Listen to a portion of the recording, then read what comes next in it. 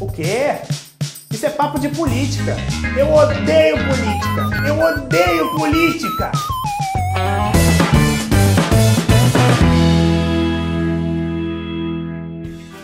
É isso aí, galera! Tudo bom com você? Sou eu mesmo, o professor Lúcio Brandão, aqui do Agora Disserte, e agora o tema é esse aqui, ó. Você não gosta de política? É mesmo? Mas você sabe o que é política, rapaz? Olha só. Então, segundo o site de significados, política é a ciência da governança de um estado ou nação e também uma arte de negociação para compatibilizar interesses. Ué, então é isso que é política? É isso que é política. Você negocia? Você tenta se compatibilizar suas ideias com as ideias do todo? Será que consegue? Será que você faz isso? Você busca isso? Talvez você seja um ser político. Vou perguntar para um cara que já viveu aqui durante algum tempinho. Esse carinha aqui, ó, o senhor Aristóteles. Ele vai dizer que nós, como você pode perceber aí no texto, ele vai dizer que nós somos animais políticos. O homem vive na polis, na cidade, e vai ser justamente a sua interação com outras pessoas, em busca de encontrar um meio termo entre o que eu quero e entre o que você quer, vai ser a nossa forma de exercer política. Ora, um animal, ele não tem forma de negociar, então ele tenta, através da força, obter aquilo que ele deseja. Nós, seres racionais, temos a política, o poder da fala, o poder do raciocínio, a argumentação, a forma de debate, a construção de ideias. E isso é muito bom. Discordar é muito bom para poder chegar a um ponto comum, a uma nova ideia. Mas, se somos animais políticos, por que eu tenho tanto medo de política?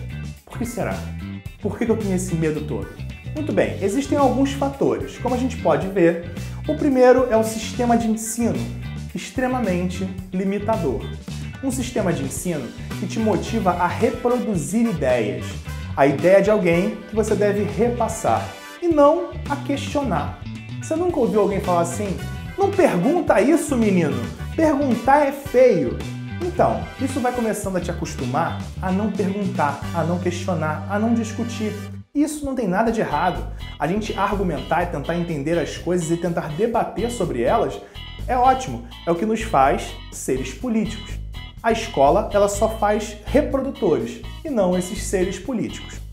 O segundo é a confusão entre política e politicagem. Como a gente já viu, a política é a arte da argumentação, que pode ser exercida por políticos profissionais e por todos nós, pela sociedade.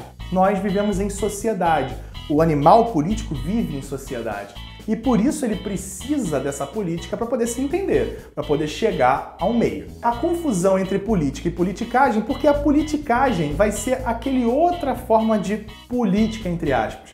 Uma política que não pensa no todo, que não pensa em solucionar questões, e sim em resolver o meu problema. Eu sou político, eu vou fazer politicagem. Tentar te convencer a me manter no poder, por exemplo, vou tentar te convencer a ficar do meu lado de forma vil, de forma não muito correta.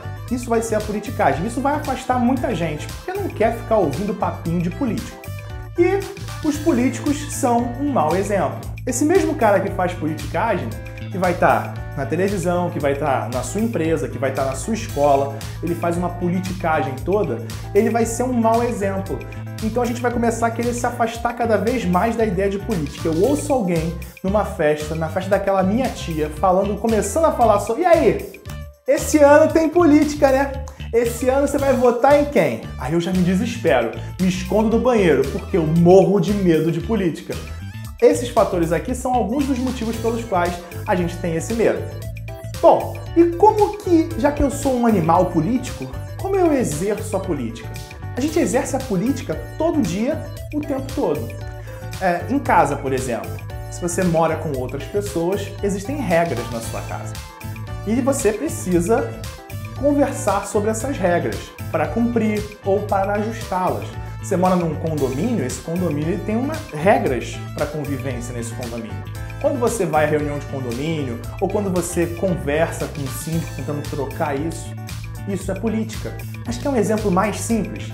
Você pega aquela menina linda para sair para ir no shopping, ou aquele rapaz bonitão para assistir um filme, só que ele quer assistir o filme dos heróis e ela quer assistir o filme de Bang Bang.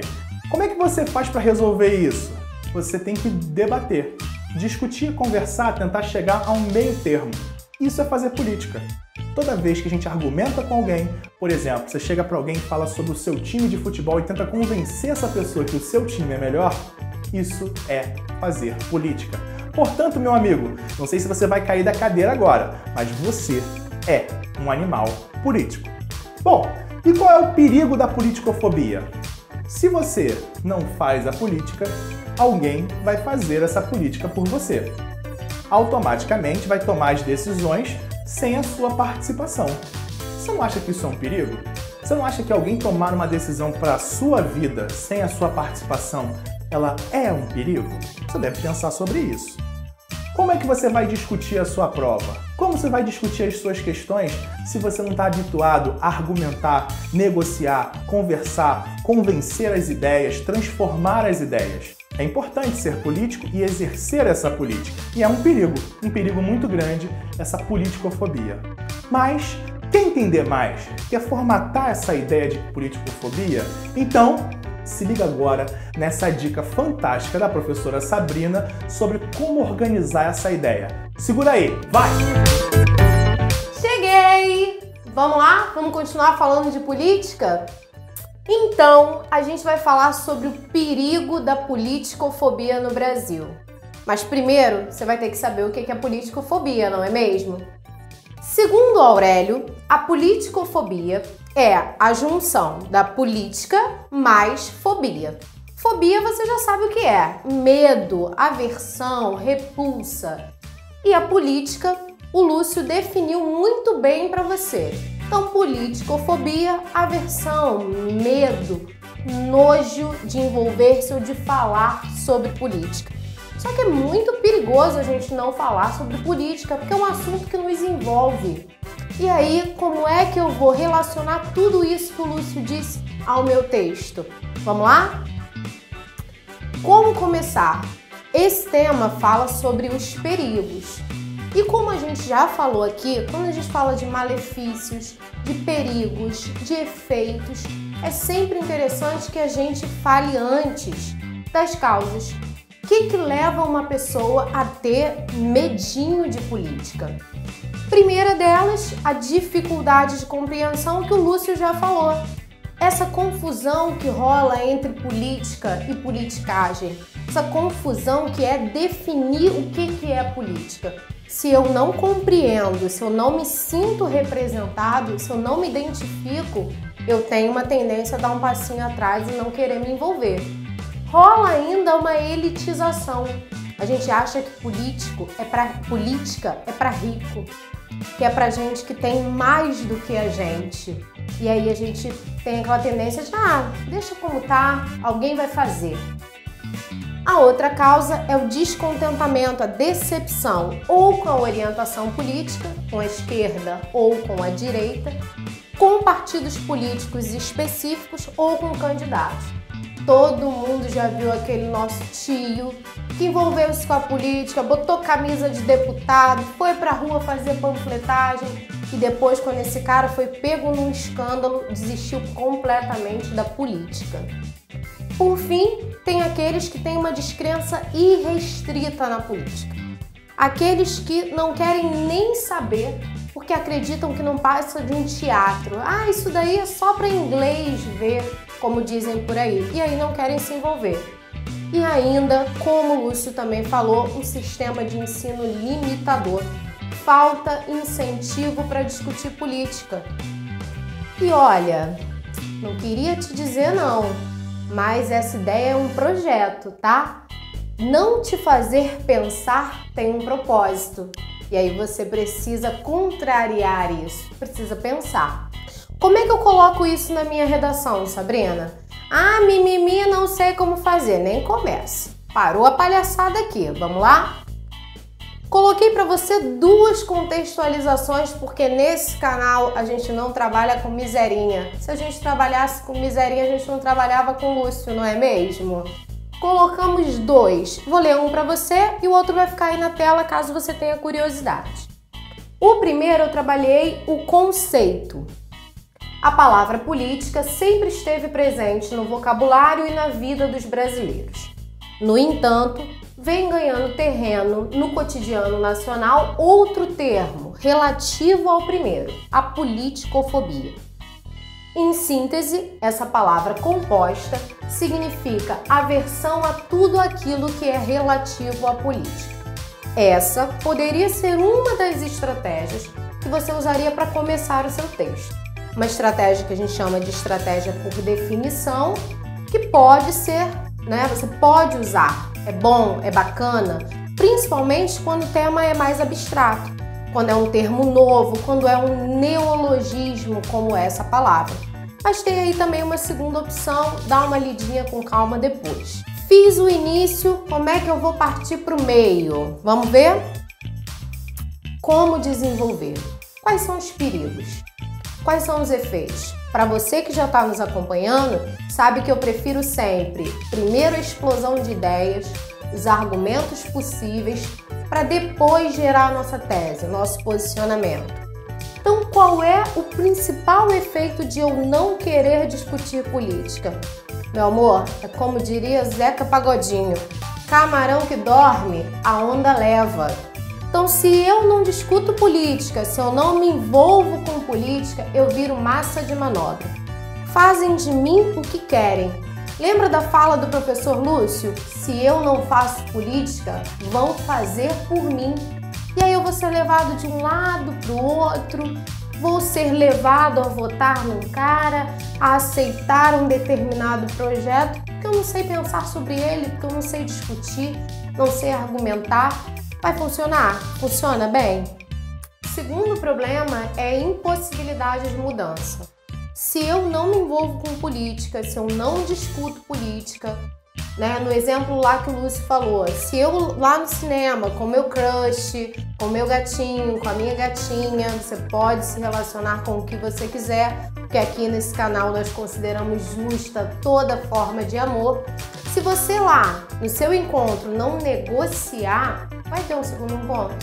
Não vai, né?